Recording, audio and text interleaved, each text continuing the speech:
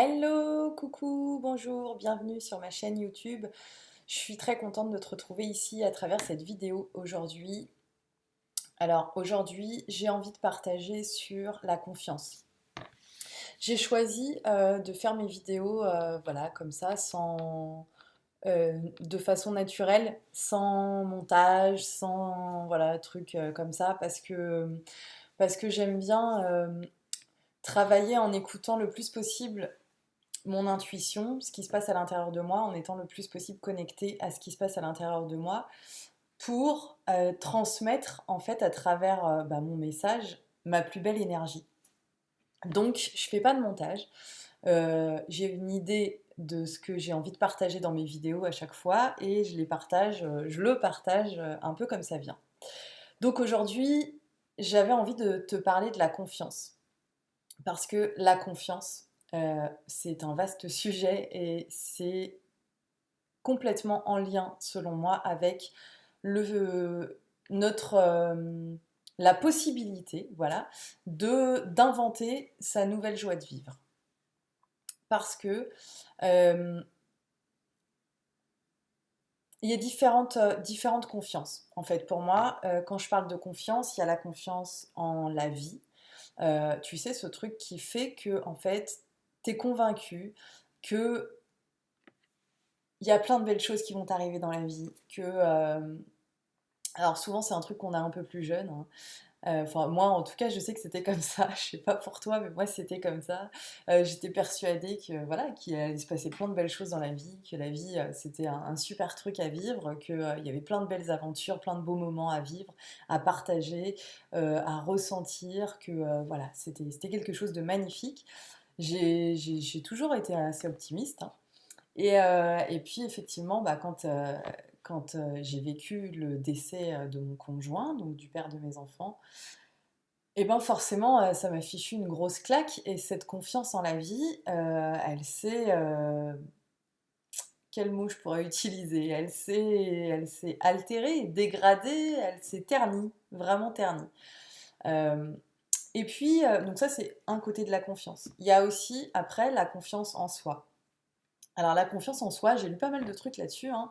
En développement personnel, on dit qu'il y a la confiance en soi, l'estime de soi, et un troisième truc que je retiens jamais, qui pour autant est important quand même, mais je sais plus ce que c'est. Bref, euh, pour moi, en fait, c'est la confiance en fait en nos propres ressources, nos ressources intérieures, nos capacités. Parce que pour bah, quand il nous est arrivé quelque chose de traumatique, comme le deuil de son conjoint, euh, en vrai, il se peut qu'à un moment donné, on doute de notre capacité à traverser une nouvelle épreuve. Euh, C'est-à-dire que on peut être amené à douter vraiment à se dire, bah ok, moi si je prends le risque en fait à nouveau d'être heureuse, que ce soit dans une nouvelle relation de couple ou que ce soit à travers son travail, dans la relation avec ses enfants, dans d'autres relations, peu importe, ou personnellement dans notre relation à nous-mêmes, eh ben, on peut se dire, est-ce que si finalement il se passe un nouvel événement difficile dans ma vie, sans que ce soit forcément aussi traumatisant, hein, mais est-ce que je serais capable finalement de traverser cette nouvelle épreuve parce qu'on a tellement souffert à un moment donné qu'on peut se dire, bah ouais, en fait, la prochaine fois, si la vie me remet une grosse claque comme celle-là sur mon chemin, je serai jamais capable en fait d'y faire face une nouvelle fois. C'est-à-dire qu'on peut se convaincre qu'on a été capable une fois, on peut se donner mille raisons, hein, à ce moment-là d'avoir été capable de traverser cette épreuve-là, mais on peut malgré tout, ouais, douter de notre capacité à nouveau euh, pouvoir traverser une difficulté. Et ça, pour moi, c'est aussi une forme de confiance. C'est la confiance en nos ressources intérieures, notre confiance en nous-mêmes, notre confiance en soi. Et donc, je fais le lien entre ces deux types de confiance, la confiance en la vie et la confiance en soi, pour pouvoir réinventer sa joie de vivre. Parce que j'ai remarqué sur mon chemin, dans mon évolution personnelle, que pour accéder à cette nouvelle joie de vivre, pour pouvoir l'inventer, la créer, la dessiner, la peindre, l'imaginer euh, et la vivre, tout simplement, c'est important de passer par le développement de cette confiance en la vie, développer à nouveau cette confiance en la vie malgré ce qui s'est passé, et développer notre confiance en nous, développer la confiance en nos propres ressources, la confiance en nos capacités à continuer finalement à avancer dans notre vie, à vivre pleinement notre vie, à vivre pleinement toute la joie qui nous est donnée de vivre dans notre vie, euh,